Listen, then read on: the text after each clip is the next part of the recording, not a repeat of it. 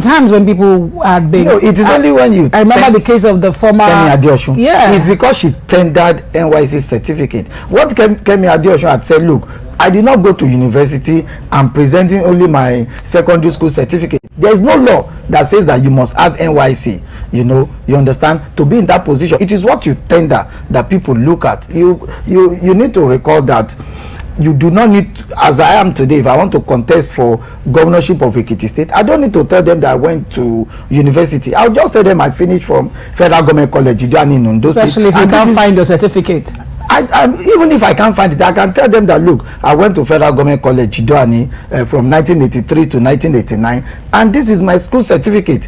What I tender is what you base me on. And the Constitution says that, look, for as long as I'm educated up to the school cert level, I'm available to aspire for the highest office in Nigeria. That's been proven by the Supreme Court in the case of Muhammadu Buhari. So it depends on what you tender. Only then can you begin to say whether I have NYC discharge certificate or not, and all of that. It doesn't matter at this point in time. And that's why I'm saying, look, to the extent of what Tinubu has presented, and nobody is going to challenge it in court, then the man is safe and clear. Politics is not about sentiments or emotions. It's about heading to court. So for a lot of people who are complaining, you know, at this point in time, the courts are there. It's a right of every Nigerian to go to court to challenge what they feel is not right.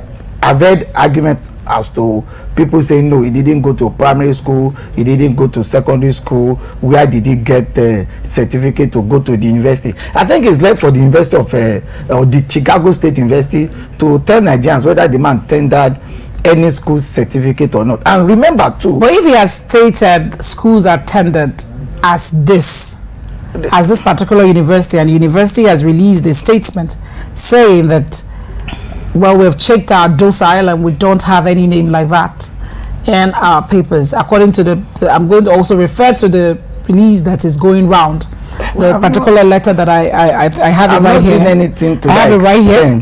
But okay, but let people know that you do not need to go to any school to get to university. I think we also need to understand that part. You don't need to go to any secondary school to gain admission into university. Remember, there is GCE for private candidates. So you don't need you can stay in your house for 6 years and write GCE and pass. I'm not trying to be on the side of Tinubu. I'm trying to say, look, let's get certain things clear. You don't need to go to any secondary school to gain admission into university. There is GCE for private candidates. For people of our generation, we can wake up at any point in time and write GCE in those days. I remember growing up, when I wrote my first GCE in 1988, I paid